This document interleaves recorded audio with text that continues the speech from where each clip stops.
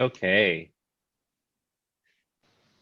Welcome everyone to another session of our BLIA Radiance Subchapters Faith and Career Public Talk series. Thank you so much for finding the time to connect with us tonight, or today if you're like one of our panelists that's on the other side of the world right now. My name's Stephen Chan, and I'm going to be the moderator for this session. I myself am currently a high school science and technology department head, and I'm also a part of the Toronto Radiance Subchapter. Prior to this, I was long ago part of the YAD, like many of us here, and part of the Toronto YAD, I was one of the vice presidents and then eventually a president of our subchapter. It's my pleasure to be here tonight with you all. Just wanted to let everybody know, our lovely participants, that there is a Q&A function available for our session. And so if you were to wave your mouse, I suppose, at the bottom section, feel free to post your questions there. And after our main questions with our panelists, we're going to have an opportunity to ask your question to them so that perhaps we can gain more insights from them. And so without further ado, I would like to get us started with our session. So I'd like to introduce our panelists. All the way from New York, Radiance Subchapter, we have Karen Chow. Say hi, Karen. Hi, everyone, I'm Karen. From Los Angeles Radiance Subchapter, we have Tony Tsao. Hi, everyone. Nice to be here. All the way in Sydney Prajna Subchapter, we have Ellen Wong. Hey everyone, it's great to be on. And we're going to swing it all the way back to the almost polar opposite of that, to Toronto Radiance Subchapter. We have Jackie Fan. Hi, everybody. All right, thank you, panelists. And we're actually going to be navigating through some pretty interesting, I guess, issues and experiences here with our panelists tonight. And to kind of prompt ourselves into the right mindset or the right headspace for our topic tonight, we are interested in exploring this aspect of finding our success, right? As graduated YAD members, I suppose. And I came across this this image not too long ago from my own coworker, actually, talking about this wonderful, perhaps almost, is it a mythical intersection of criteria to be perhaps in a sweet spot, right, in your career.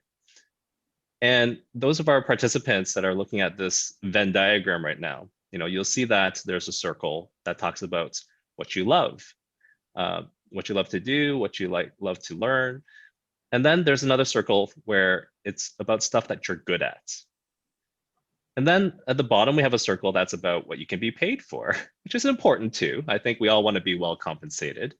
And then there's this other circle talking about what the world needs.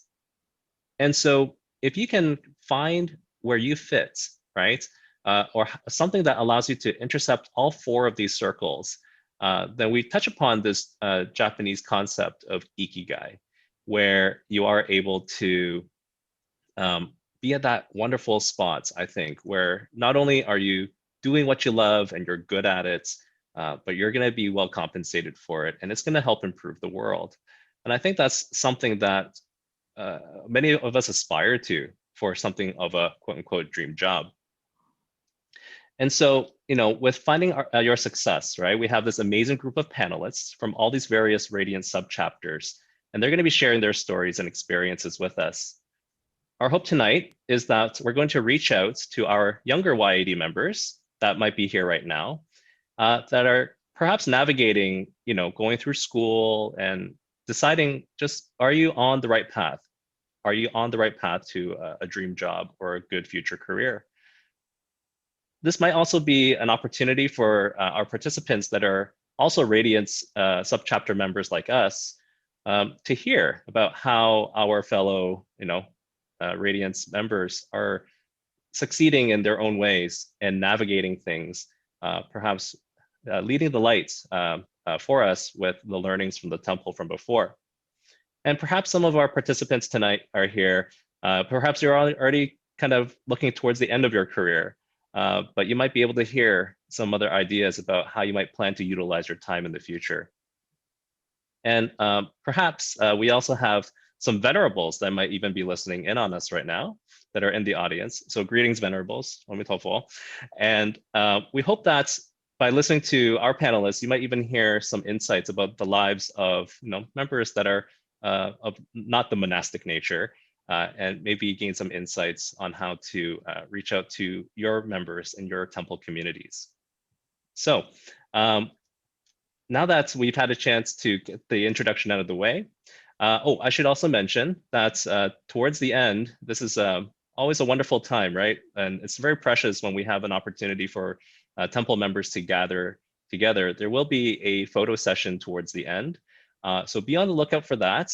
Once we get into the Q&A, you will be prompted by our wonderful IT support people to get us into a group photo opportunity. So just be on the lookout for that.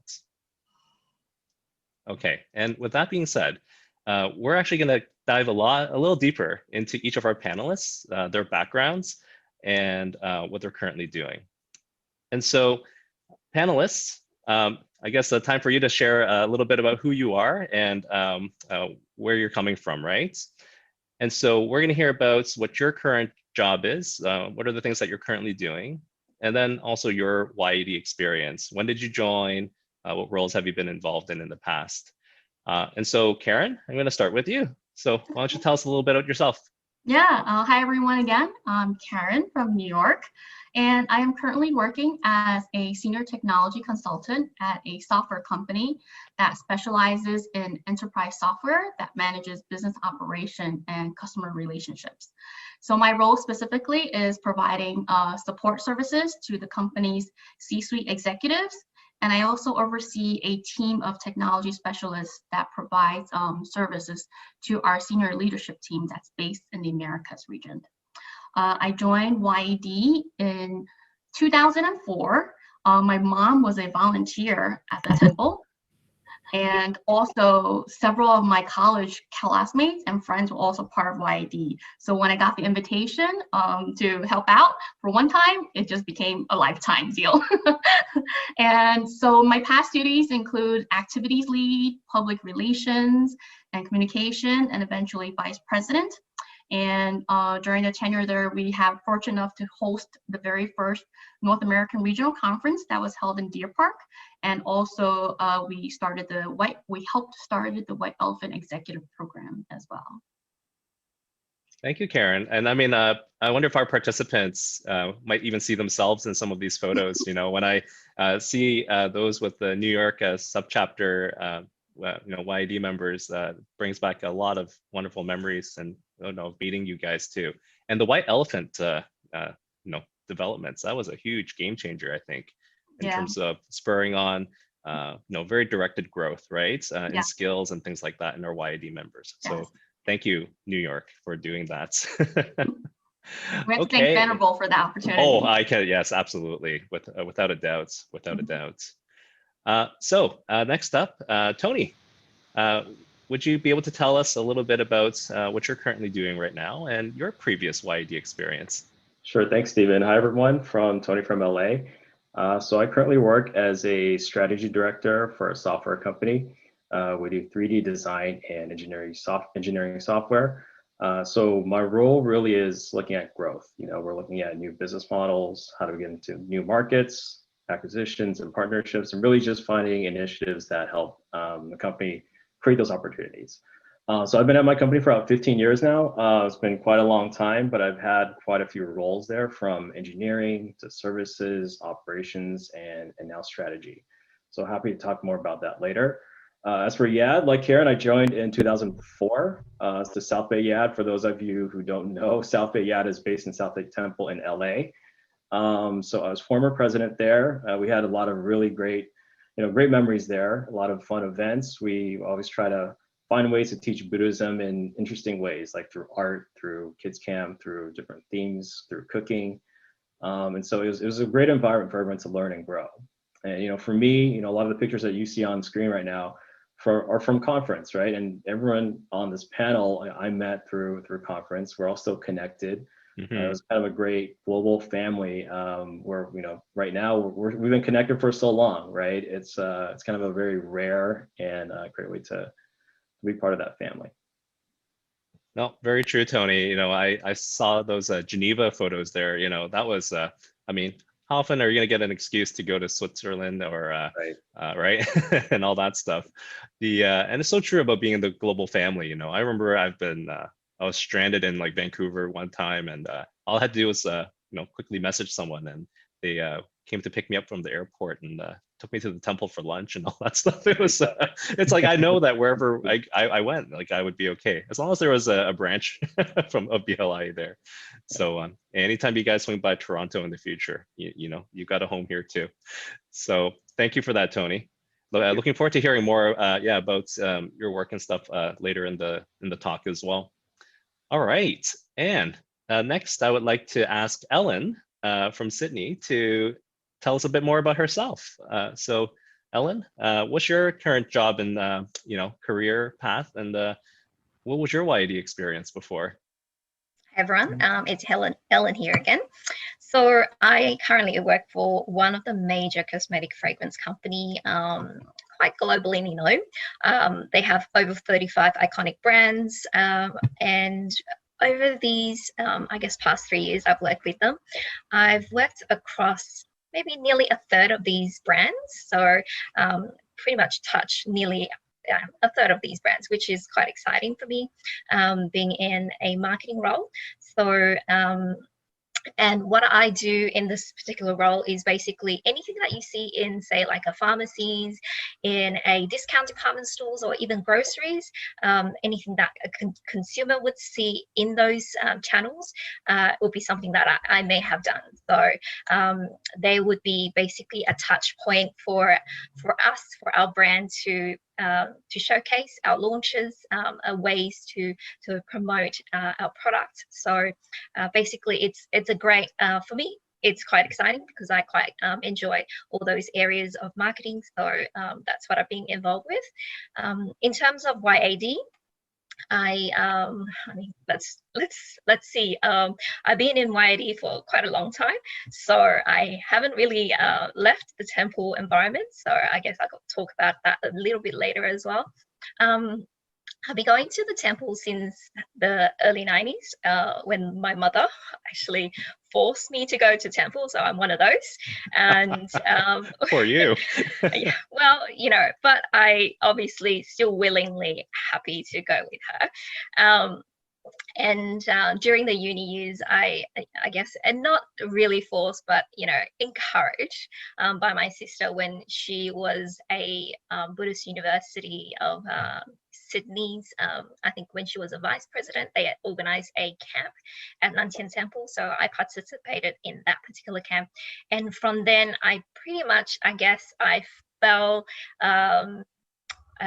in love with the actual side of being part of the temple as well as part of the YAD. At that time, I don't think YAD was official.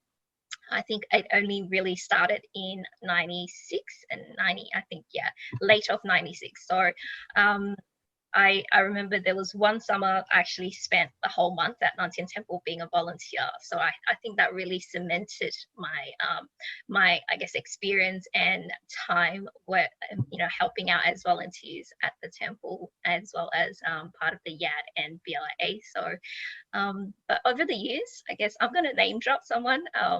Someone that's very famous from Sydney is Venerable Miao Guang, who is the personal English interpreter for the founder of Foguanshan, so Master Xing. So she was part of our group at that time, and we've worked together quite a lot through different camps and activities and events. Like we all were part of all that as well. So like all the other panelists, I'm sure everyone's been involved with some sort of kids camp, some sort of youth camp, celebrations of Buddha's celebration, Buddha's birthday, offering to celestial beings, offering to Sangha.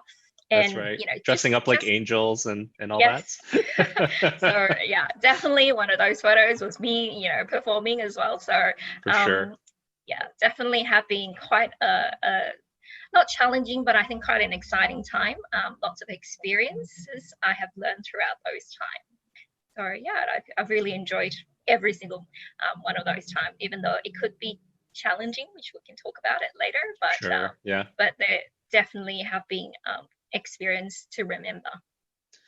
And I really like how you did the name drop there for Venerable Miao Guang, because every Monday I diligently listen to her podcast, Bodhi Light Tales, which is available on Spotify. So I'm just going to do a bit of a plug and promo for her there too, because I just absolutely adore those stories and listen to it on a regular basis. And I re-listen to the old ones too. They really help out, for our weekly lessons as well. It kind of speaks to how the power of YAD, doesn't it, right, Ellen? Being able to churn out, I think, these very productive members of society, whether it's on the monastic or the non-monastic side of things, right? So thank you for sharing Definitely. that. That's okay. All right, so thank you. And next, I'm going to ask Jackie to introduce himself a bit more, to tell us about his job and career, and also his previous YAD experience. And we probably don't need to put in the part about how we used to play video games in your bedroom though, right, Jackie? When we were like, geez, I must have been like 7 or 8 years old. I've known you for that long. But anyways, go ahead, Jackie. The stage is yours. All right. Hi, everybody. I'm Jackie again. And so currently I am working as a senior project coordinator at a architectural office. Our team is dedicated to look after a particular client which have a retail store all across the country.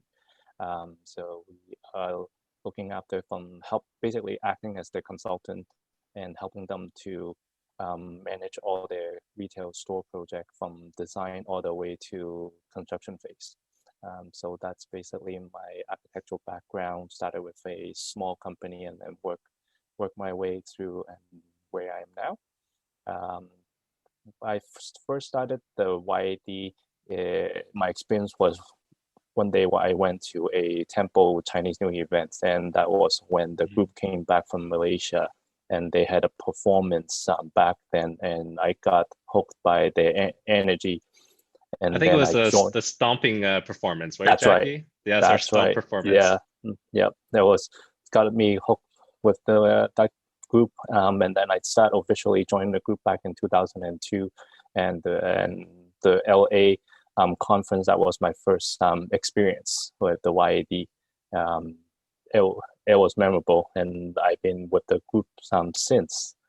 And then in 2006, I got lucky to be the president of the Toronto YAD.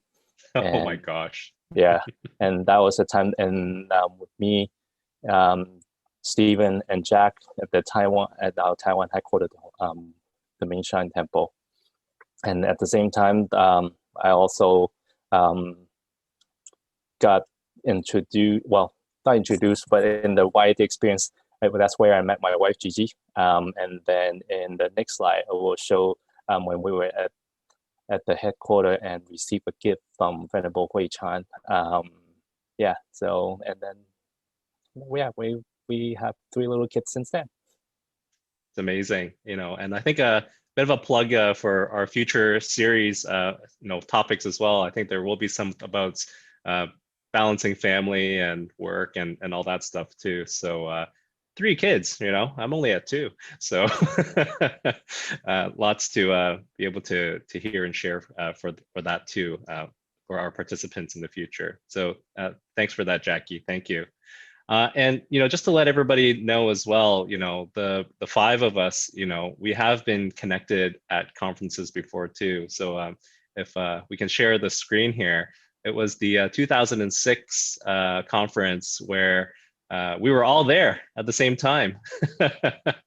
And I don't think we were, working as closely as we are right now at that point in time, but just despite all the hard work that goes behind all of these conferences, it does start to seed and build those relationships that are now oh so precious to all of us, and can be, reinvigorated, I think, in so many wonderful ways. And so hopefully, by the 5 of us being here tonight, can show our participants the power of these opportunities to meet and work together and to have to be like-minded, right? To have the same mindset.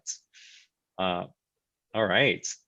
Actually, I think the next slide too, Karen was able to dig out some photos of she and I was trying to prove to her that Gu Fashi was teaching us to eat as cleanly as possible, and I was showing off how clean I can my bowl.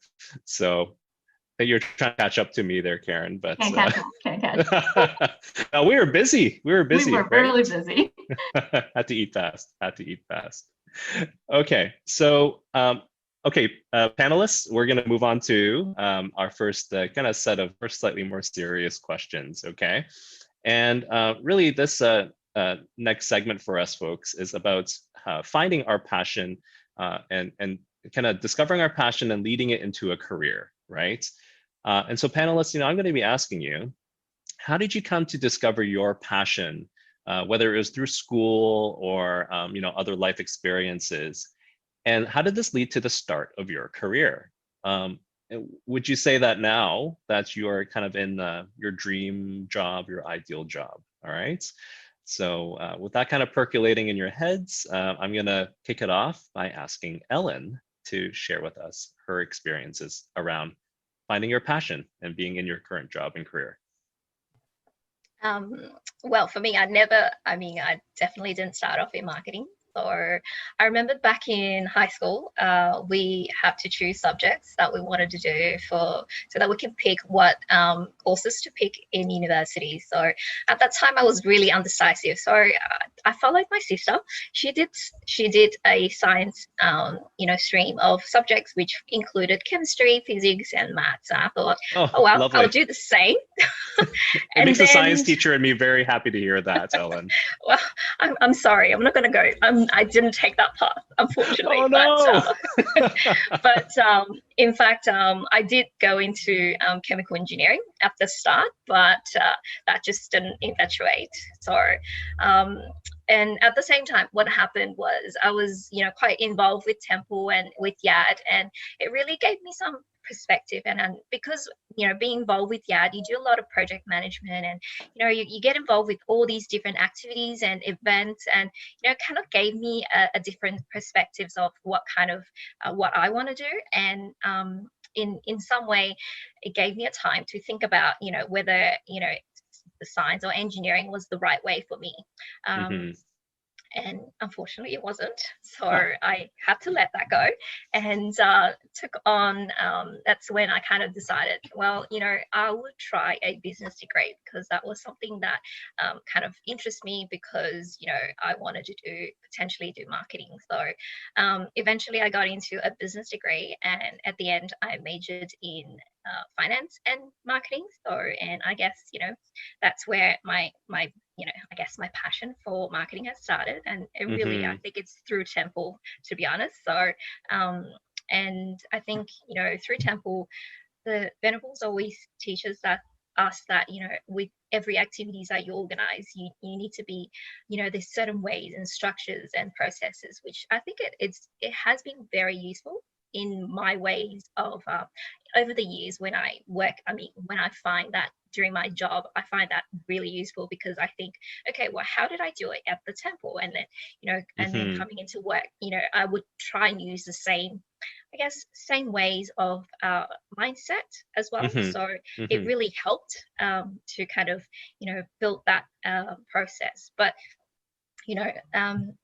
with a job like in marketing, obviously you kind of need to have experience and really have background into actually work in some sort of internship and during your university years. And in fact, because during the summer period, normally I don't have too much time, because I was involved with Temple, and I was also working in retail space at that time. So I decided that, okay, well, I'm not going to do the summer internship, but what I'm going to do is, go and speak to one of the supplier in my retail space and kind of go, do you have an opportunity? Because obviously building that relationship with them, it was a chance for me to build that connection as well. So that's where I picked up a internship with the marketing role, and that gave me an experience. So, which was great experience because, you know, obviously, even though all I did was photocopy and, you know,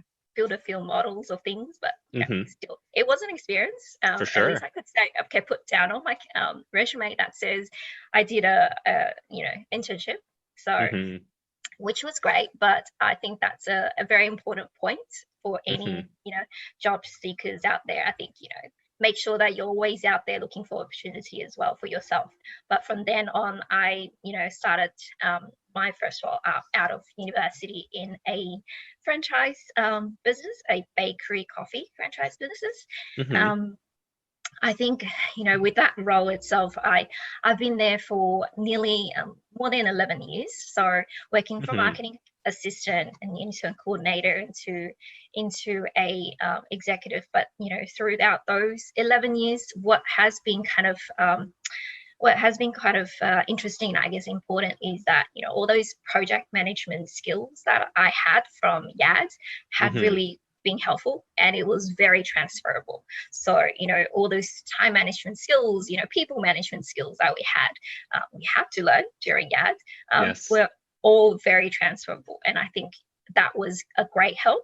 But eventually, you know, obviously there was no more room for growth. I decided to take a side step, and now in the role that I'm in a totally different, you know, career, and I guess a totally different path as well. But in some way, it's been great. But because through, you know, the temple and the YAD and all that stuff, it gave me that, you know, stepping stone as well. So I really appreciate you saying how actually, you know, despite how it breaks my heart about changing from the sciences, but I think it's, you know, so many young people feel like they need to be right from the get-go, be in the right path for them. And truth be told, like, you know, you talk about being indecisive, but really it's yourself, you know, being flexible, right? It's about exploring more aspects of your preferences and your personalities, right? So in the Ikigai circle, it was the finding the circle of what you love. And I guess chemical engineering was not what you loved. And so you gave yourself permission to shift over. And then not only, you know, did you shift it in university, you immediately followed up, you know, onto doing smaller internship roles, you know, setting up boards and things like that. But the Temple's YAD experience gave you the confidence to pursue that, which then became the springboard to you working for your the first one, the coffee company, the bakery, right, and the coffee company, and then from there, everything was so transferable that you were able to step into an entirely different sector, yet still continue to thrive and grow. So it really does speak to, right, how the underlying foundation of confidence really, the Temple has helped provide a lot of that. But it's also that you didn't know that right from the beginning, right? You had an opportunity to explore more of yourself through your Temple experiences, to realize more about yourself, to make that shift. So that's excellent. Thank you. Thank you. Okay. Next, I would like to invite Tony to share with us his experiences. So Tony, from schooling to, you know, starting off in this, now you said you were in your company, you are in your company for now 15 years, eh? So kind of like me, you know, I've stuck with the same school board. I didn't go switch anywhere else, you know.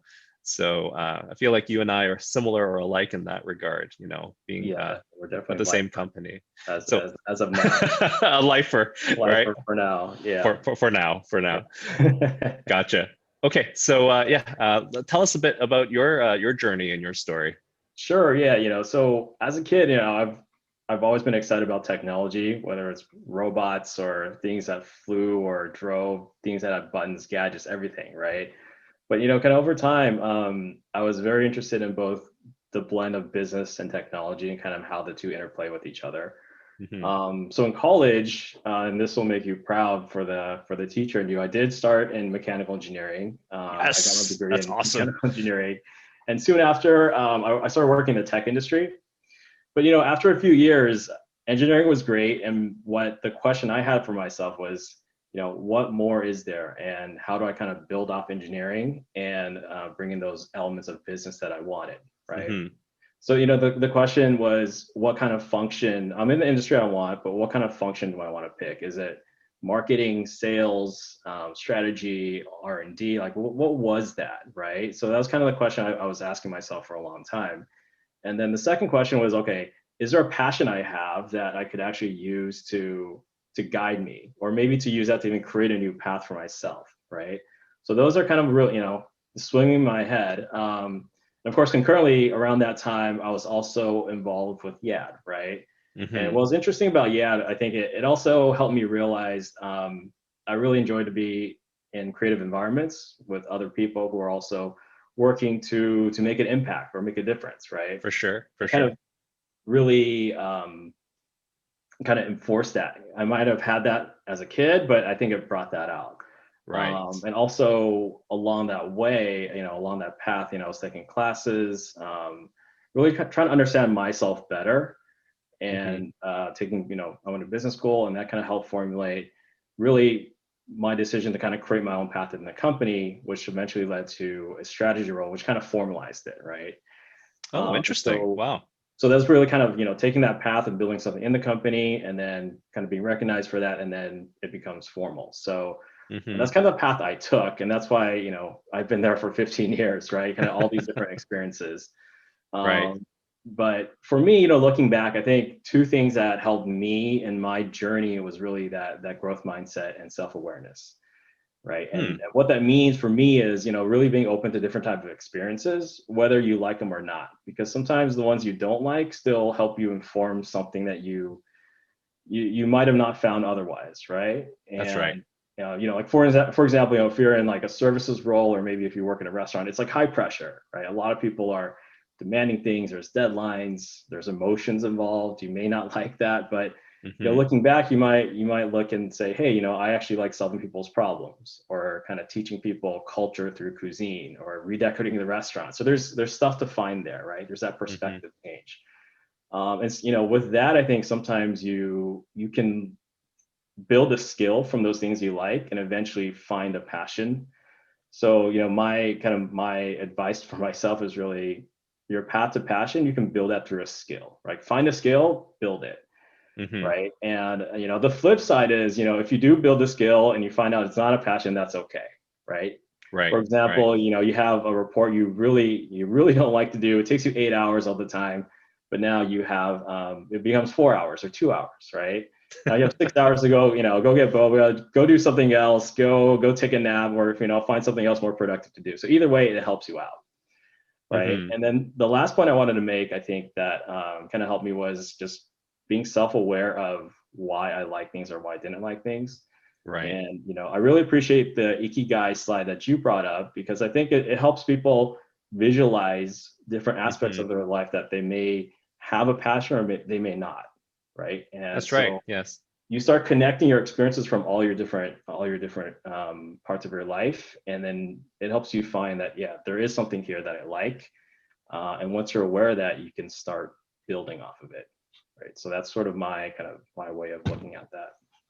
So it really, I mean, even though it was from, like you stayed true to your hearts, right? In terms of keeping up with the sciencey, the technology, the engineering piece that you're passionate about, that you're interested in, but you didn't just stick there. You gave yourself permission to grow, and you took it upon yourself to to be more self-aware and to work hard, to build really the role that you're in. It sounds like that role probably wouldn't have existed without your own hard work, right? Going into taking some more business courses, and kind of carving your own space in your company. And at the same time, it sounds like your company, their willingness to, I guess, accommodate you for your growth as well. Sometimes it's the organization that you work for that will kind of keep you, right? Not so much maybe the product or whatever, but if you're in a good environment, if you surround yourself with the right environment, then you'll definitely still continue to find ways to grow, right? Yeah, I think that was really helpful. I was very fortunate and grateful for the environment to let me do that. I think you may not always have that. My advice is if you don't, you can try to make that change, or sometimes you do have to do it outside of work or on off hours, right? To kind of find that for yourself, right? Mm-hmm. But I really just believe you can build it. You can build that passion. If you don't have it right away, it's okay. You can build and work towards that. Yeah, and a bit of a parallel too, like I am currently at my fourth school. I got to start off at an old school. I decided I wanted a different experience. So I went to a school with more technology. And then I got to open a school, a brand new school. And then now I'm currently in a school that's been around for like 50 years. And but even despite that though, it's the environment, like just that you just start to, when you give yourself those opportunities to seek new experiences, then and you grow, you kind of rise to the challenge, right? You raise the bar and you kind of meet it, and you raise the bar and you meet it. Just being a lifelong learner, I think it just kind of keeps every day interesting, right? Yeah, definitely. Oh, okay, thank you so much, Tony. So our next panelist that we're going to ask about in terms of schooling and being in the career they're in right now is going to be Karen. And Karen, if I recall from our previous conversations, it was a bit of an unexpected journey that you went on. So why don't you tell us a bit about it? I feel so clueless compared to the first two. No, not at all. But I think it's, now I think about it, it's probably really normal that a lot of people don't have a passion or they don't know what to do. So when I went into college, I didn't know what I wanted to do. And I thought, I really liked history in high school, so let's major in history. Then my dad asked me, what are you going to do with a history major? I was like, oh yeah, you have a point. What am I going to do? I don't know if I'm going to do history. So I decided, maybe I'll go into business, the safe, common major that everybody would do. But kind of really funny how things turned out was I went to declare my major, and somehow the school administration made a mistake with my records, and they enrolled me. I was already declared as a computer information systems major, which I was that's very different than history. Yeah, very different from history, and maybe somewhat similar to business. And I thought about changing, but I'm gonna give my age away, but at that time I was going through college. It was known as the .com era. So that's like when the World Wide Web is coming up. You add up the internet was just being born. Exactly. So my school was well known for the computer science major. Right. And she's like, you got into a major that everybody wants to go into, stay. So I was like, okay, that makes sense. So I just stayed. So that's how I came into my major, really. Is this karma? Is this yin yuan? Go with the flow, right? Go with the flow, right. Or you can say, like, I really don't know what to do, but somebody gave me something, I'll just go with it, Yeah. And I was supposed to go into my, so computer information system is half computer science and half business. So I also minored in business management as well. So my initial thought was, to get into a business related career. But unfortunately, at the last year of my senior year, my dad actually, who was the primary financial provider for the family, suffered a severe stroke. So obviously then I was really under a lot of pressure to find a job. And that time was also when the .com bubble burst. So the market was like really shrinking and it was hard to find a job. So I spent, oh boy. Yeah, so I spent my last semester really hard looking for a job, like every opportunity I can get to. But I was very fortunate, I was able to secure a job offer a month before graduation. And it was basically whatever job came, and I took it. So I didn't really think too much about it. And that's how I ended up in computer and technology. Not my original intention for my major and not my career, but somehow it just ended up here.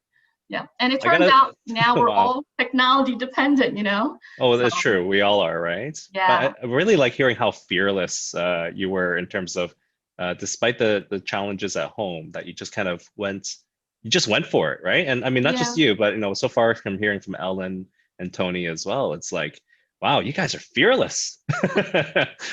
Where does this confidence come from? Well, there's a lot of good conditions. There's a lot of good conditions. I have family. I had a lot of great friends in school. Right. So we helped each other, depended on each other, and everything just happened to work out, which is something happened for that. Sure. Yeah. Okay. Well, that's quite a story. And talk about going with the flow. Wow. I mean, like, no matter how any things. more straight than that. I know, right? And Yeah. but you navigated it, and you kind of made it happen. So Well, I think, you sometimes you don't have to have something craft in your mind or right. set, things will come, but as long as whatever come in your way, you change it into something that's positive for yourself, then that will make a difference for yourself. So you were always looking for a way forward, right? No matter what went your way. Exactly. And it's so that's the thing, right? Sometimes we try to plan, we over plan, and then we become very disappointed when those expectations aren't met, right? But when you build a bit of flexibility and a bit of a willingness to accept, change, then you become a bit more resilient to anything negative that could happen, right? So can definitely, hear that and see how that resonates with the other panelists so far. So that's great. Thank you, Karen. All right. So last but not least here, Jackie. I remember as a kid hearing you going to U of T for architecture and all that, but then it was a bit of a blur, and then we met again at YAD, and then now you're an architect, right? So was it that simple, or do you want to kind of fill us in on the gaps there in terms of your story? Sure. So for myself, I started got a question from a family member asking me, what do you want to do with your life? That was around the time when I first started high school. And then I started analyzing, okay, what am I good at, my strength, and what are my interests? So I got into, I picked a course, the drafting course. To give away my age, it was still drafting by hand. So AutoCAD was not a thing yet at that time. There's a computer in the room that have AutoCAD in there, and no one in the school know how to use it. Was there like that one computer at Meadowvale Secondary School? That's right. Yeah, inside the room, that's always locked. So I got a really good drafting high school teacher, and he saw my passion and my strength, and he asked me, why don't you participate in this competition? And so I did, and got lucky and won the competition in my first year. I went again on the second year, and I got second. So it's like, okay, well, this is my strength, because I always like arts and technical math, those physics, those kind of things. And then I start go into a library and look at, okay, what is architecture? And then I start streaming all my high school courses toward that goal. Wow, right on. Yeah, and then I went into U of T was my first choice. Right. But then I went to a different school called Radiance University, which is more a technical school than a design school, and it turned out actually it's more suitable for me as well, because I not only just like designing stuff, I would like to design something that actually work and practical, and people can enjoy the experience. Right. So I went through the architecture school. When I graduated, I started with a small architecture office, and then just did everything I was being asked to do, because one thing, I was the youngest, the baby in the whole company, so I got to experience everything, and I also looked at that as a positive. Say, okay, well, I need to, because I know nothing about being in the architecture industry, so this is the perfect opportunity for me to learn everything from the start of the project to all the way to the end. Being on construction site, meeting with different people, meeting with clients, and getting the project done on time and on budget. This is something I really enjoy. But after like 6 years or so, I want to go out and explore. I felt like I already learned everything I could from the company, and then I left that family, and then I went to join one of the biggest architecture office in the city, and did multiple projects, and built my experience and my confidence in the industry as well, and also being able to be on site more and looking at different type of project, big scale, multi-million-dollar projects, and then gotten me a chance to work on doing construction management as well. So yeah, so it's the career path been pretty good. I enjoy. I figure like a lot of the young kids sometimes when their parents ask me, okay, my kids want to go to learn about architecture. What can you share? I always ask them. The first question is that something they're passionate about? Because taking architecture school, you got to have the passion. That's how I learned from that, because there's a lot of hours and effort you got to put into doing a lot of all-nighters, not just staying up like doing like multiple nights, like no sleep, and then trying to stay awake in school and still trying to manage your grade. So I always ask them, if something that's with their passion, then go for it. If they hesitate a little bit, not sure, then say, maybe think about it a little more. No, it's no, I really appreciate hearing how like it was a high school teacher that kind of started you off on that journey. But it is kind of when we start talking about the circles with Ikigai and all that stuff, you got to start discovering those circles, right? Like, just what are you good at?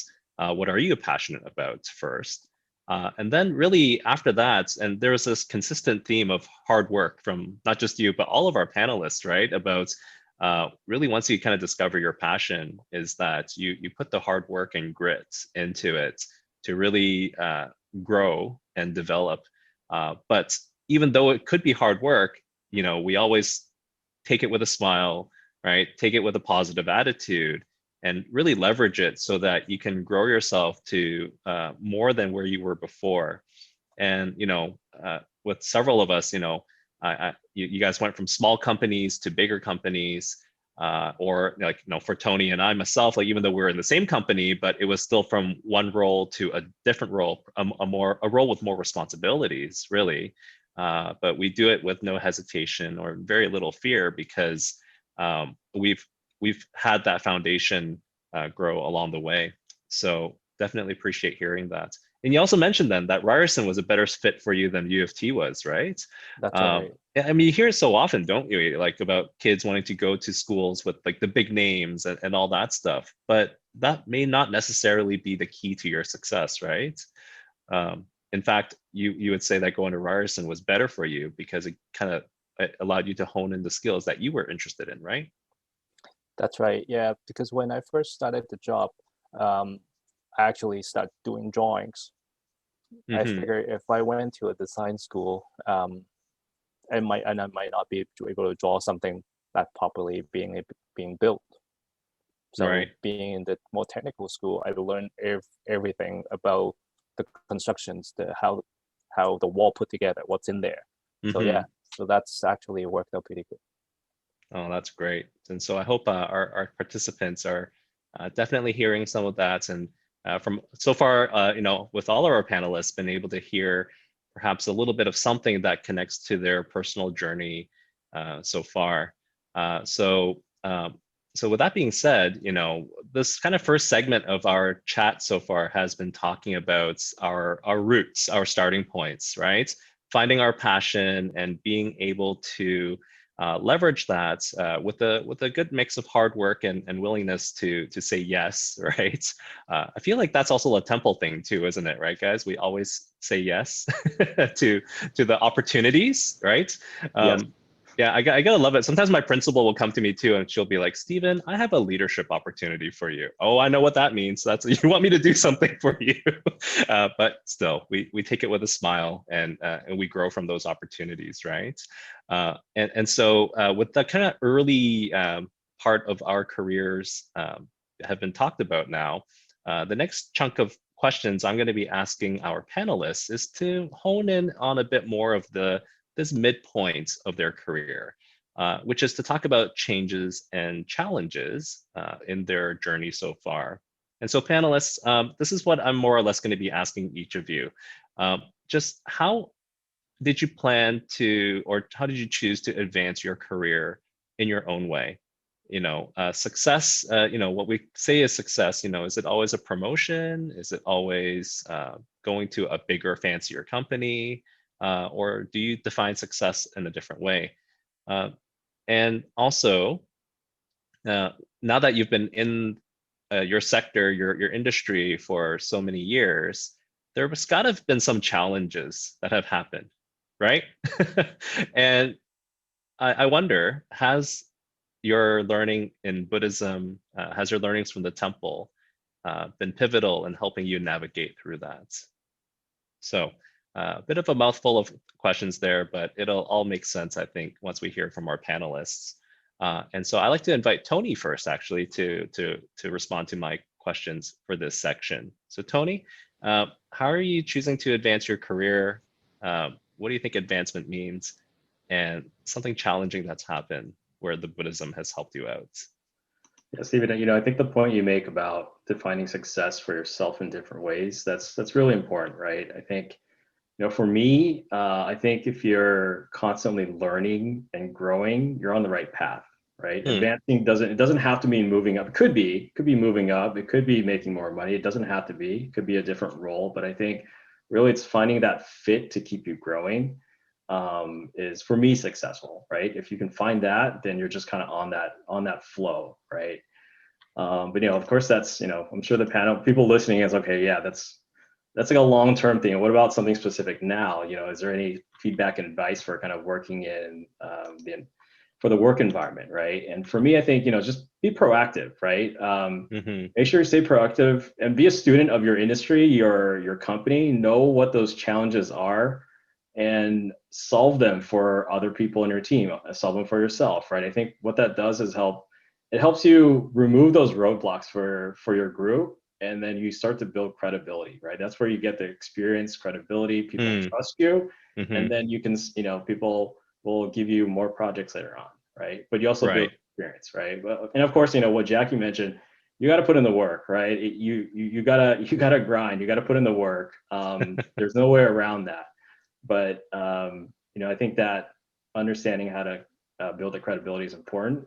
And I think what's also really important too for you to be effective is also kind of understand interpersonal communication, right? How people think, how people learn. People receive information in different ways. What you say, they may not interpret it the way you want it to be, right?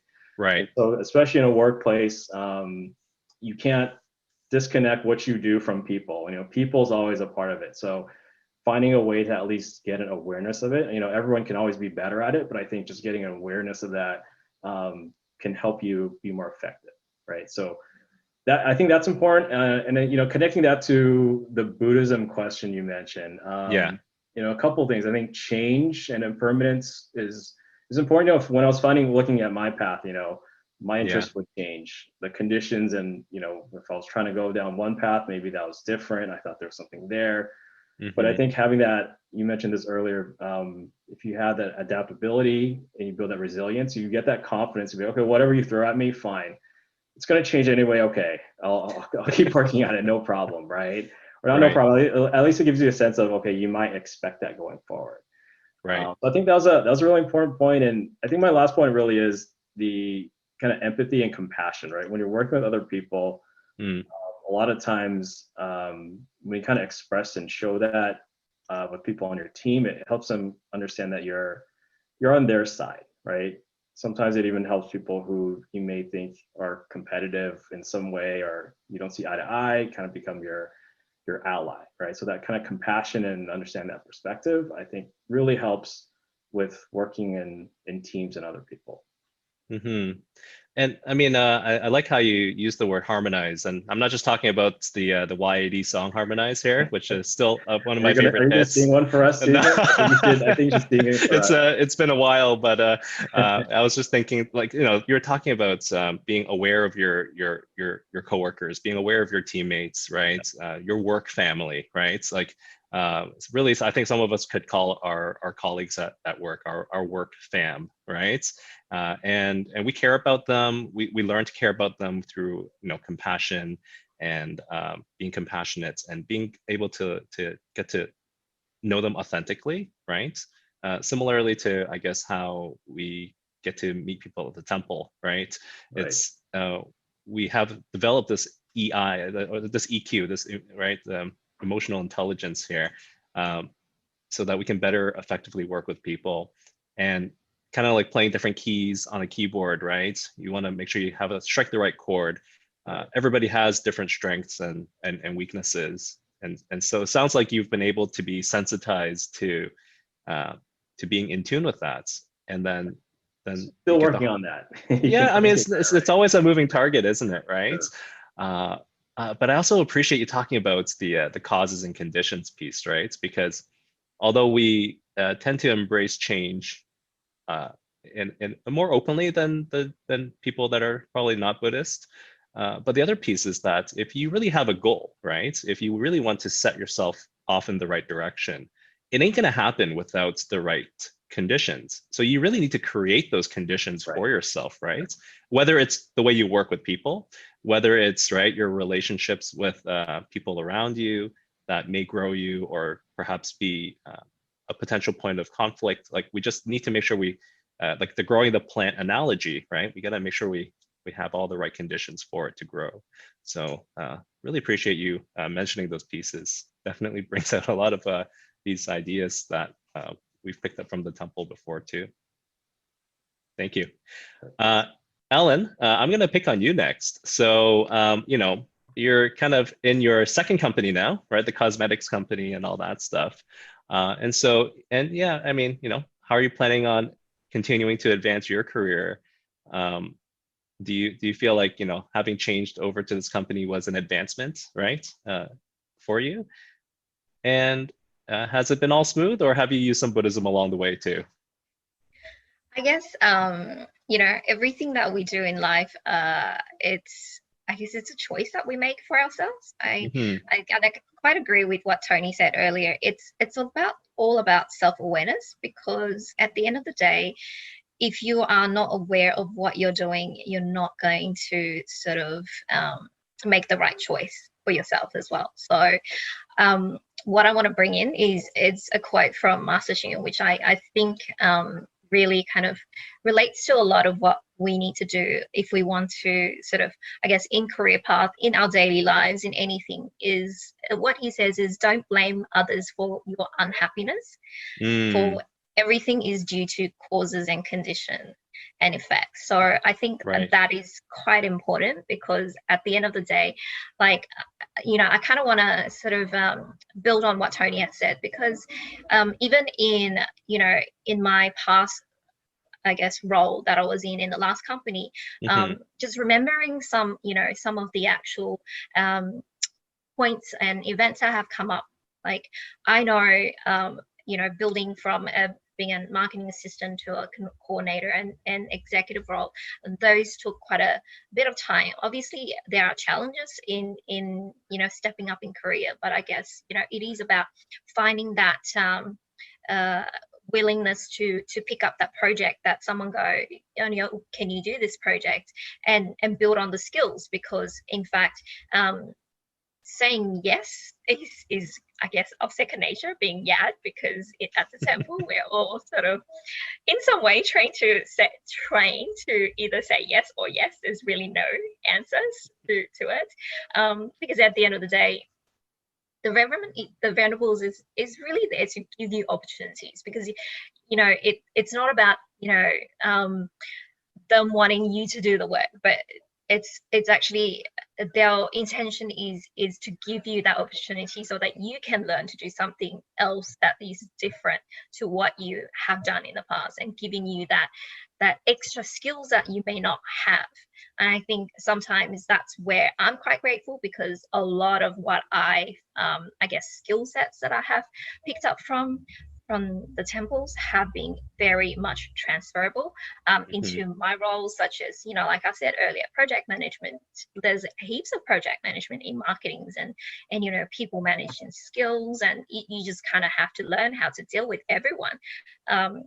And also remembering you know, in a situation at work, in one of my last role, there was this colleague who was constantly like very angry and to be honest, was not pleasant to work with, not just to myself, but to a lot of us, other people in the team. And I guess, you know, the way I approached it is, when she wasn't sort of, obviously when she was being really rude and loud to me, I didn't go, front on, and I didn't kind of scream back at her and go, why did you say this to me, and that kind of thing. I think that's not conducive in a professional environment, and you shouldn't be yelling at someone. And something that is what she's doing, you should not be reflecting back at them as well. So what I did is pretty much step back and breathe, because you kind of have to take in that situation and kind of go, okay, what is going on here? Because I'm not going to be able to, answer back, professionally and not be too emotional. But, being that, having that mindfulness in, I guess, practice in your background really help in the situations like that, because mindfulness is not just about, having to stop, but having that compassion to kind of think, how do I actually deal with that situation? Because the person may not be happy because they are not happy outside work. There's something else happened in their life. I don't know about that, but I need to kind of work with them professionally. So I need to learn how to deal with that through using my compassion, which is I stop and kind of not react, because the more I react, the more she will react as well. So I guess in some way, that kind of challenges that we face working with people is going to be always there when we are in our workplace. So,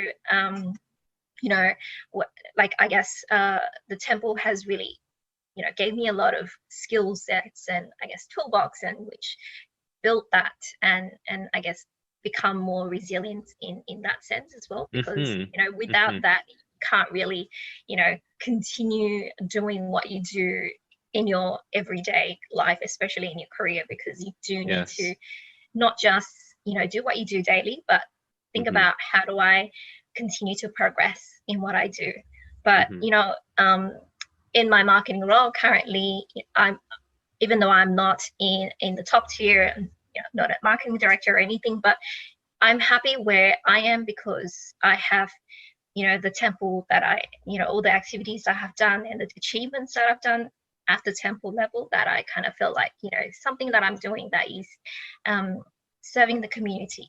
And I know there's a lot of the BLIA members always used to say to me, oh, you're very lucky you joined the temple so early. I'm like, thinking back, I'm like, okay, so I just joined earlier.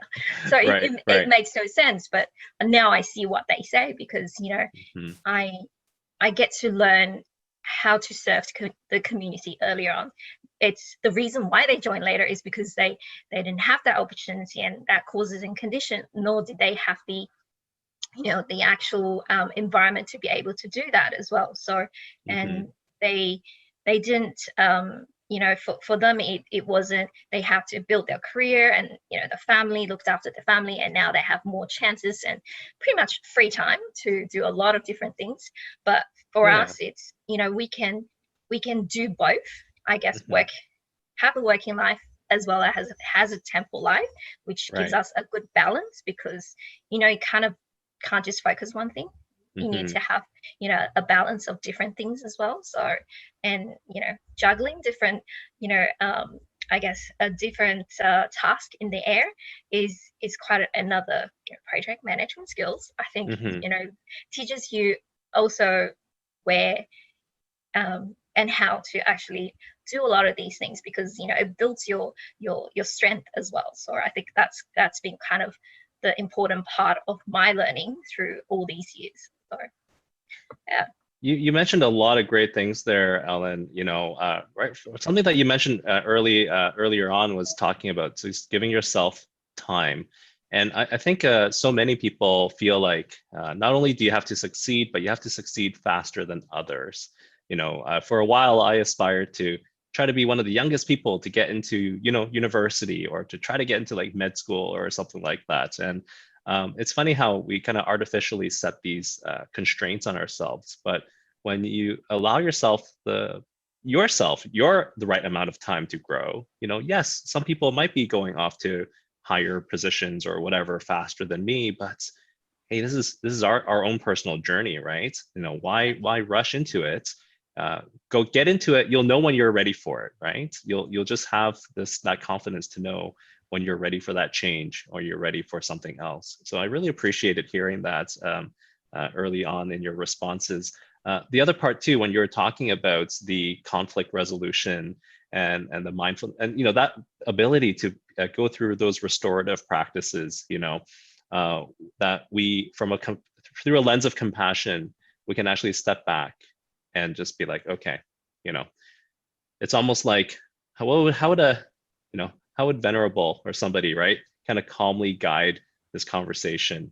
How can we kind of Tai Chi or Zen this situation into something that's actually going to be positive and constructive, right? So I can definitely hear how that process worked out for you and how it's continued to help you foster the right environment for growth. And to your last point too, talking about how some people would say, oh, you're so lucky, right, that you got to be in the temple. Because I guess some people really, they do crave or wish that they could be at the temple more, but because of life, because of other things, right, it's, well, I hope they don't develop a sort of jealousy, because that would be kind of against the point, right? Like the temple will always be there, right? And whether you've been there for 30 years or for the last 2 years, I think we're just all happy to have you there, right?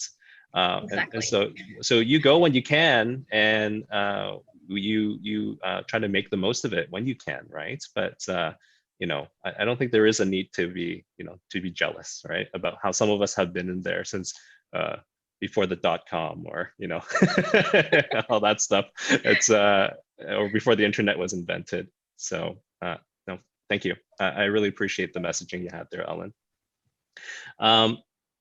So next up, I'm gonna ask Jackie. So Jackie, in terms of choosing how to advance your career, do you feel like the changing in companies was a move of advancement for you? And through all those interesting people you get to meet in architecture, how has the Buddhism helped guide you through? Yeah, definitely, I can share that the experience. So for myself, working on architecture project, we deal with different type of people, clients, consultants, contractors, and there's a lot of different personality you got to be able to handle. And I think having the experience with being in the YAD back in 2005 when we went to Toronto, hosted the conference, managing that project gave me a lot of experience and looking at different members, their strengths, and how to put together the best group of people on their task and get so the conference can run smoothly and everybody get a chance to experience something that they can take away for the rest of their life. Because without joining the YAD or being at the temple or being with the scouts group at the temple, I probably wouldn't get a chance to have all this different type of experience, which eventually I took it with me when I was working in my career. Mm-hmm. So when talking about back on construction site, everybody have their strength and weakness, and you need to figure out how to talk to different type of people and what the button you can push, where everybody's fine line is, so you don't come across and still trying to stay professional and build up a network or relationship. Even though it seems like the industry is big, but it's actually, from all my years of experience, I found the industry is actually very small, because I came around a lot of people that I know from other projects, and some people actually heard about me from other people as well. So then I find out, okay, the network it's very small, but it's very tight. It's a tight-knit network. So yeah, having that relationship definitely helped. And during my career, there's definitely challenges that I faced when I were working in the big office. I was looking at the particular project that was funded by the city. But at the time, at 2008, the last recessions, the funding stopped coming. And then the company eventually, they had to let me go because all the other teams have already packed with team members and they couldn't fit me into anywhere else. So as soon as I got let go, I guess the news went out, and then the contractor company that was on site, the project manager found out, and then he talked to me about it, say, hey, why don't you come to the dark side? Why don't you come over to doing construction management with us? And because you like to be on site time with and chatting with us and seeing how things put together. And then I took that curveball that threw at me, and then I took that challenge, and then actually being able to do construction management, I learned a whole different level of experience that I probably wouldn't get working at the consultant office as well. Right. So yeah, with that experience, being on site, learning how things actually put together, I appreciate how everybody, like all the people who actually do the hands-on stuff, I appreciate them even more. So now that I have a chance going back to be a consultant, now I have another level of experience. When I look at drawings, I can see how things, what the details are not prepared correctly or not, and then share that information with all the younger team members that I have on the team. And right now, playing more like a mentor role, sharing my experience and guiding them through to build up their experience and knowledge in architecture. I really appreciate hearing how you were talking about, you work hard, but you work hard not for any immediate reward or recognition or anything like that, right? We work hard because you want to present yourself well. You want to live up to your own expectations first, but by meeting those expectations, then it perpetuates a dependability on you, right? This brand of dependability on you, and so that even though you were doing that just for yourself, but the moment you were let go, you were able to, through your hard work and those positive actions, it kind of permeated through the industry that you're in, and people were willing to quickly pick you up, and they recognized you for who you were, right, as a dependable person. So like sometimes we deliberately try to do things, or we do checklists of things, right, to try to advance ourselves, right? And it's like, oh, I got to tick the right boxes so I can kind of get a move on faster. But sometimes it's just about focusing what's in front of you, doing a good job of it. And you know what? If something good comes out from it, so be it. But if it doesn't, at least we kind of lived up to our own expectations, right? Yeah, that's right. That's something I also learned, is always look at the bright side. There's always a bright side to look at things, even though there's challenges. Challenges happen every day, all the time.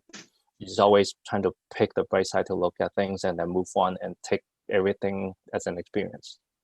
Yeah, and I mean, good on you for taking on the mentoring role too, because without good mentors, so many of us wouldn't be able to get to where we're at right now. So if you're in a position where you can mentor somebody, you should totally do it. And if you are currently mentoring somebody, always be open, have an open mind to what your mentee or your proteges are telling you as well, because it'll also offer learning opportunities there too, right? So just good learning all around. Thanks, Jackie. So I'm gonna move on to our last panelist here in terms of this section of questions. Karen, tell us about your career advancements and how how Buddhism has helped you out. And I think we're in for a nice story here for everybody. Spoiler alert. Spoiler alert. Yeah. Spoiler alert. Yeah. Maybe it'll be nice. Hopefully. Yes. Yeah. So technology itself is, in terms of advancement, is pretty limited. I would say we go more of a lateral change. So I have indeed changed jobs. I am actually at my third company now. So lots of change for me. Wow. My first job, I worked as a data analyst, as a system administrator, but it was for a very small firm. So definitely growth and resource was not there. And so I changed job, and I was very fortunate. My second job, I was at a very large or huge company, the global audit and accounting firm. And so, you know, we have to be very creative in how we advance our own skills. So I actually took upon myself to take on many projects that people were unwilling to do. And that really helped me expand my knowledge and skill set in the technology field. So I went from, you know, local office technology support, and then went on to a regional coordinator for on new hire onboarding. And then from there, I took upon a national role to do event technology for my company. And then lastly, I went into my global executive support team, you know, working with our global executives and senior leadership throughout for my career there. So, you know, we just have to be, you know, technology itself, there's definitely very different, there's a lot of technology. Every time, you know, people ask us, can you fix my machine? But it's like, oh, that's not my area of technology. There's definitely different things you can do. We just have to be very creative. And, you know, you can't expect to go, you know, up the rank, but you can definitely go across the board with different things. Yeah. Absolutely. Yeah. And, you know, in terms of challenges, definitely. So I was saying to put it in perspective, my first company had 200 people in the company worldwide, and my office was 20 people. And then I switched to a global company. The company had 250,000 employees. Holy moly. Yeah. Wow. My office itself had 5,000 people. And then my department had, you know, about like 60 or 70 alone. So you can imagine the amount of people and personalities you deal with in such a large. It's a whole city of people. Yeah, it's a whole city of people. And, you know, it's, you know, all these, you know, personalities you have to deal with. And interpersonal relationship in this such corporate environment is, I think, for me, like one of the most difficult things. You know, I mean, everybody is fighting to go up top or for that opportunity. And you'll see, you know, things, not so nice things you see, you know, that we're used to seeing in the temple, right? Sure. And when I was younger, I definitely used to be more vocal and would express, you know, it's what I don't like about it. And, you know, that definitely, I can say that, you know, my manager and I wasn't on very good terms because of a lot of the things that we see, you know. So, I mean, it got so tense to a point that I was just really ready to quit and leave my job. Oh, boy. To that part. But, you know, I decided that, you know, obviously I still need to make a living. So, so I decided, you know, it's like that circle, you're gonna make money, you know. Right, exactly. We have to be practical. You can't just quit and leave and not have a paycheck, right? So I decided instead I took a leave of absence. I took about 5 to 6 weeks out of work, and I just went back to Taiwan. And right on. Yeah, just, you know, I think, you know, every time when you're too intense in a situation, the best first thing is, you know, take yourself out of the situation first. And that's what I did. I took myself out of the entire country, basically. So I went back to Taiwan. I mean, Ellen just took a step back from her situation. You just went to a different country. Yeah, exactly. She takes a deep breath. I leave the country. Yeah. So I went back to Taiwan, and, you know, I just wanted to spend Chinese New Year with my grandparents, which is something I haven't done since I moved to the US. And I just did random trips, you know, around the country. And, you know, actually, Fo Guangshan had built this new Buddha museum, which I've never been to. So I just decided, you know, I was going to make a trip down there, and I visited. And it wasn't planned at all. But the day that I arrived at Fo Guangshan happened to be like they had this big service going on. And you'll see it here in the slide. That day was 地公珍宝入宫法会. I was like, oh wow, you know, what are the chances of me visiting Fo Guangshan on a random day? And it just so happens to be a big event day. So I was like, if I'm here, then I have to, you know, take part of it and stay with it. So I decided to follow the service along, and, you know, went through the entire service. And then to my biggest surprise, Venerable Master Xing Yu made an appearance that day. What? And I don't know about you guys, but you know, every time when I see Master, he brings this like sense of comfort to me, and then you just feel like everything's gonna be okay, right? And I don't remember a thing that happened that day. I don't know what Master said at all. I don't recall. But I just remember sitting there, I'm in this brand new Buddha museum that's so large and beautiful. And then thinking back to all the stories that we learned in YAD, all the challenges and obstacles Master went through. And then I'm like thinking and looking at myself, like my issue is nothing compared to what he went through. What am I holding on to, holding grudges, being so depressed over things that just doesn't make sense, in comparison. And Venerable always taught us how to learn to follow conditions and let go. But that's just a theory, because we learn all these terminologies and theories. But if you don't know how to apply it to your daily life, it really doesn't mean anything to us, right? Right. It's still just an idea then. It's just an idea, exactly. So I went back to work, and then I really spent some time thinking about, how do I do that, and how do I make things happen, and change for myself. And it was just that moment of time that really, seeing Master made me help me change my thought. And so I went through these stages on how to change it, and how do we learn to follow and let go. And for me, it was like, first I have to be truthful to myself. And which means that I have to admit to my own wrongs. I think about, what did I do wrong? What could have I avoided? What could I do better? And then the second was to reassess the entire condition all over again. Think about the other person's standpoint, what their goal was. And then I compare it to my own, and then see, what can I compromise on, but still stand on my principal grounds, and then make it work out. And the last part, which is actually the really hardest, is to really take action, because we can say all these things, think all these things, but when we never do it, it's never going to happen. And it's always hard for us to be that first person to take that first step out, right?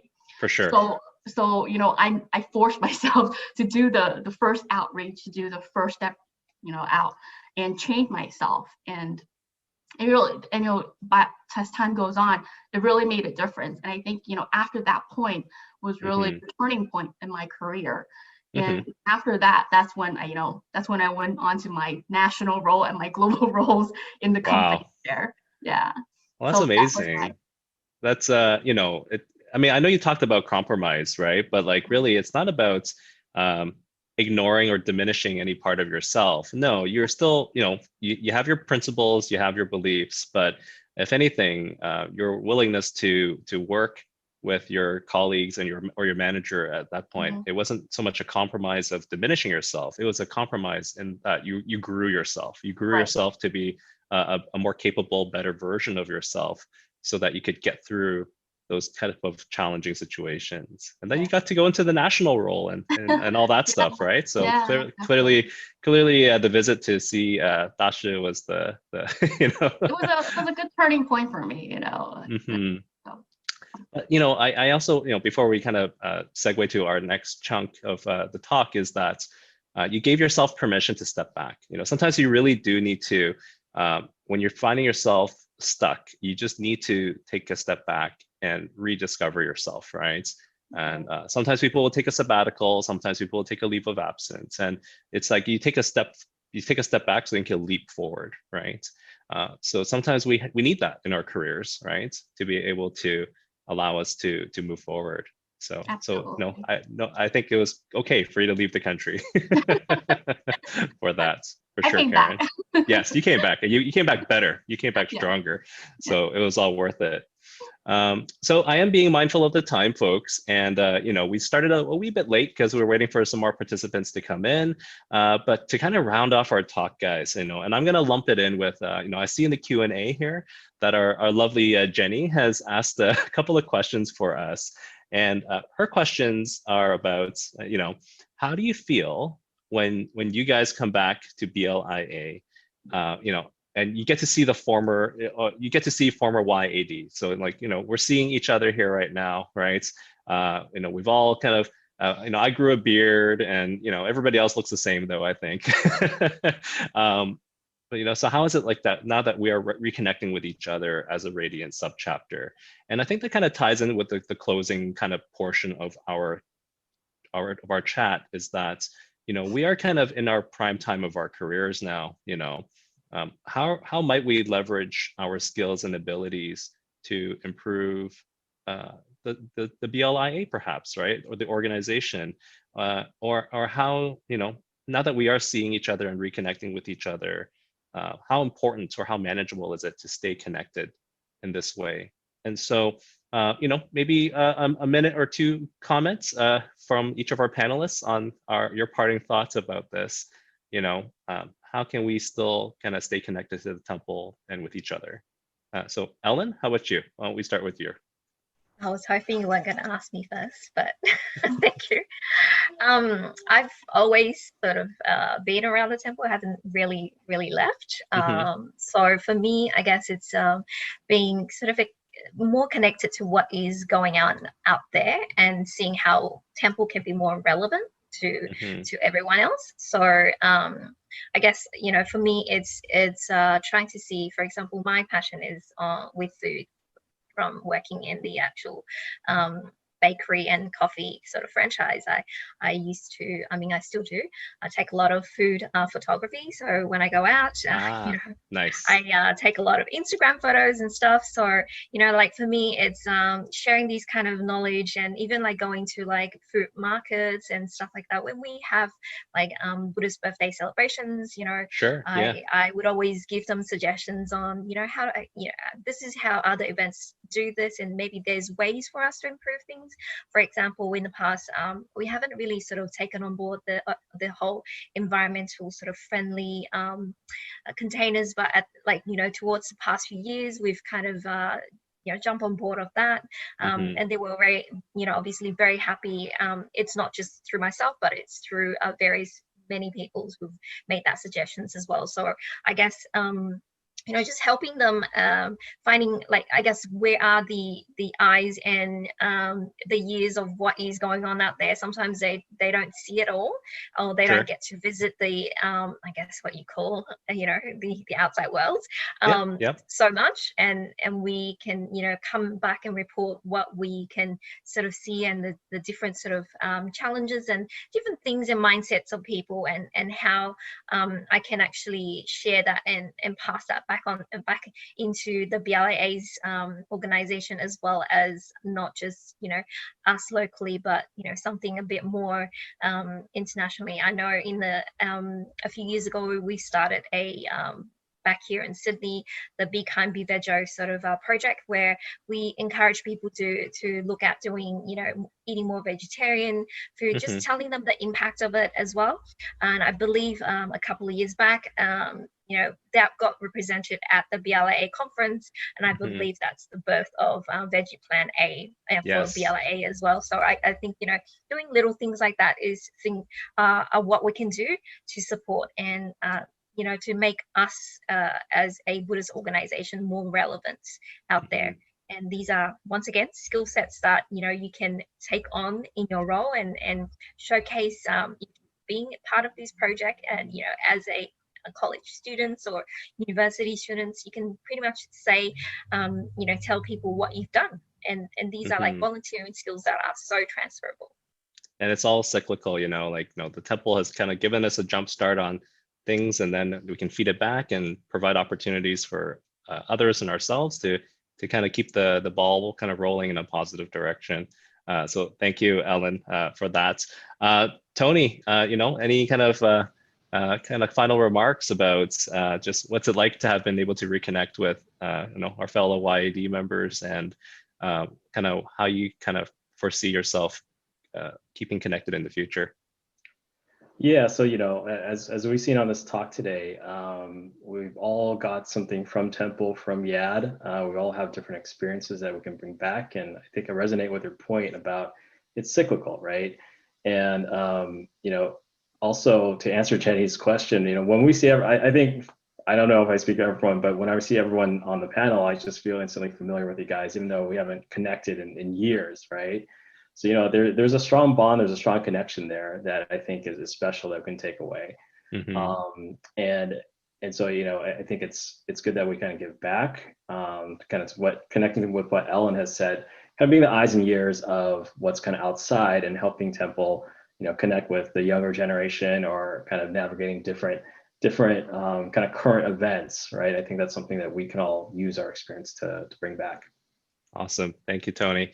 Karen, how about you? What are your thoughts on staying connected with each other here and staying connected with the temple moving forward? Yeah, as we all start to focus into our career, the outside world we're exposed to is very different from what we do see and do at the temple. So, human nature, we're naturally attracted to bigger and better things, especially in the environment that we work in, changes at an exponential speed. So, we want to all, of course, everybody wants to attain that certain level of success and, for their life, whether it's for work or personal life. But, as we hit that certain level, we tend to hold other people up to that level of expectation as well. But we forget that, they may not have that access or resource or knowledge that we're experienced to. Yep. And I remember our previous New York Temple abbess, Venerable Ruyang, saying to us that, don't be that bystander who just knows how to criticize. We have to be able to change our position and be that insider to help push for changes as well. And I'll admit I'm guilty of that before, because I'm so used to, I've become so used to adapting and implementing changes at lightning speeds at work.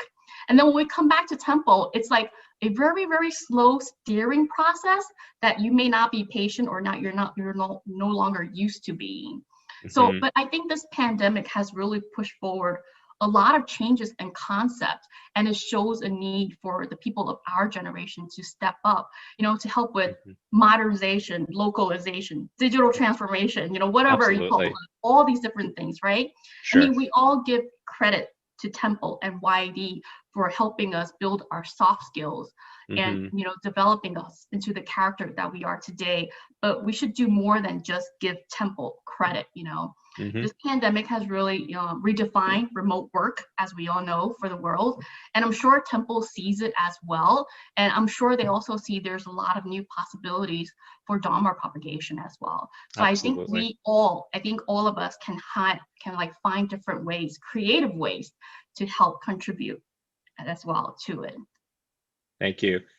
Jackie, so what's your take on reconnecting with each other here and your plans for the future with the temple? Yeah, so able to see everybody, it's just seeing the spiritual family, right? No matter how long I've been away for temple because of family and work life, but once I get back to it and see everybody, this is just pick up from where we left off. So it's just like connecting with a family again. So being part of the Radiance gave us an opportunity to become the special task force for the temple. So when there's the temple have a special project, then we look into, let's say, our membership, see which member is most suitable for that particular event or project to provide our professional experience, being out working there, be the eyes and ears, like what Ellen said earlier. So this is how we can also give back to the temple with our actual life experience as well. And temple has always been this spiritual gas station, like we talked about before. No matter what happened, temple is always open. I always like to go to the main shrine, just nice and quiet on a nice and quiet day, and just spiritually talk to the Buddha statues. Just let go all the stress. It's always a place where you can channel things back into a more better direction, right? So for sure. And thank you again to all of our panelists tonight. It's been a pleasure getting to hear all of you talk and to have this opportunity to reconnect with you. I certainly, as a moderator here, you guys did the heavy lifting with this. I just kind of came in and just got to ask nice questions and hear good stories. So I'm very appreciative of being able to do this. Certainly, kind of to echo what our panelists have been talking about, the Radiance subchapter, kind of reminds us that we're not alone, despite being in a pandemic world, and it's so easy to feel isolated. We have such an amazingly large international family that any one of us can kind of, message or talk to as needed. And on that other side is going to be a very caring and understanding and compassionate person that's going to have, good memories to share with you, good stories to talk about. And that gas station, like this experience has basically taught me up really, really nicely moving forward. And to those of you that are in the participants group, wondering just how much do you want to be able to, give back or do for the temple still, is that I think we all have something to offer back, little or a lot, we all have something that we can always bring back and implement or incorporate into how the spread of humanistic Buddhism will go in the future.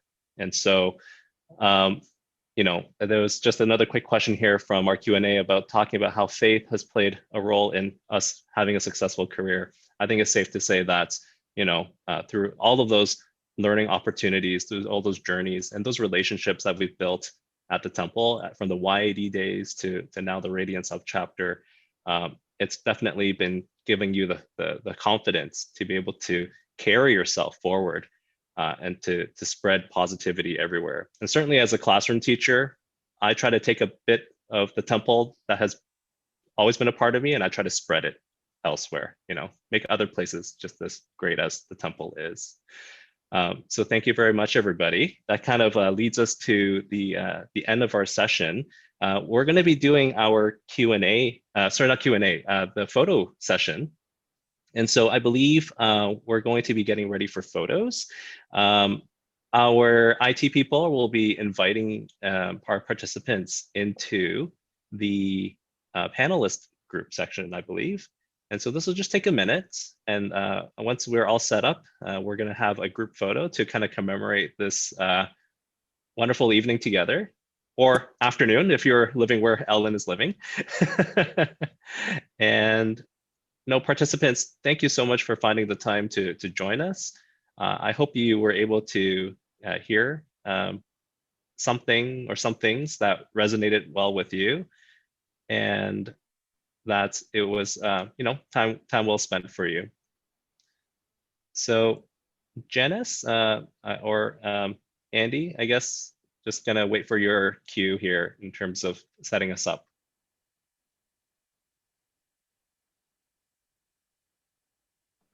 We have our unofficial panelists, Jack, Julia, and Carter there.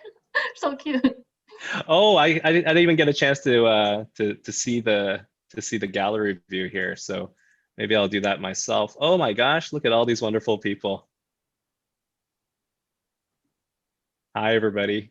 And if you are willing to turn your camera on as well, then we can see each other for this screen share here.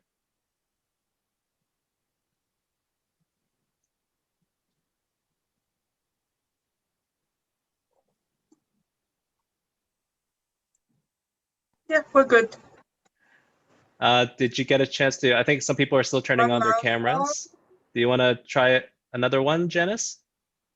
Smile, everybody. No masks here. That's wonderful. Thank you. Okay. So Janice, I think we're ready to move on to the remaining slides of our presentation.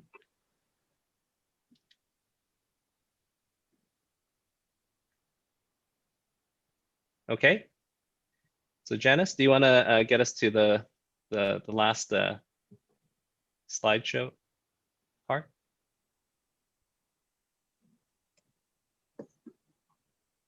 Just to let everybody know that our public talk series is not over yet. We're still moving on, and our next one's going to be about expanding our horizon, and it's going to be available on January 2nd, 5 to 6:30 p.m. Pacific Standard Time. That would be January 2nd, 8 to 9:30 p.m. Eastern Standard Time, or it would be January 3rd, 9 to 10:30 a.m.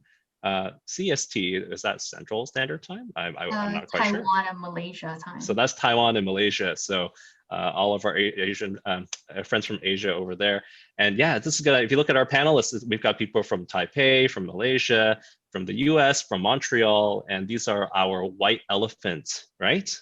Members that are gonna be talking to us about sharing their experiences about growing up with the temple, the temple's impact on their life and how they took on the leadership responsibilities as a white elephant executive to help them transition into the kind of like their earlier beginning steps of their careers, compared to us guys here that is already kind of we've been in the trenches for a while already, right? So, a different take for our public talk series. And on to the next slide. Please follow us on Facebook for our latest news and events. And there's a QR code there if you want to quickly grab your cell phone and take a picture of that, or you can go find us at BLIA Radiance on Facebook. On that note, everybody, it's been a pleasure moderating for everyone tonight. I wish you all, a wonderful, well, for us in the Northern Hemisphere, a winter holiday coming up, and those of you in the Southern Hemisphere, it would be a happy summertime for you. So I wish everybody well, and have a good night. Thank you. Bye. Bye, everybody. Bye.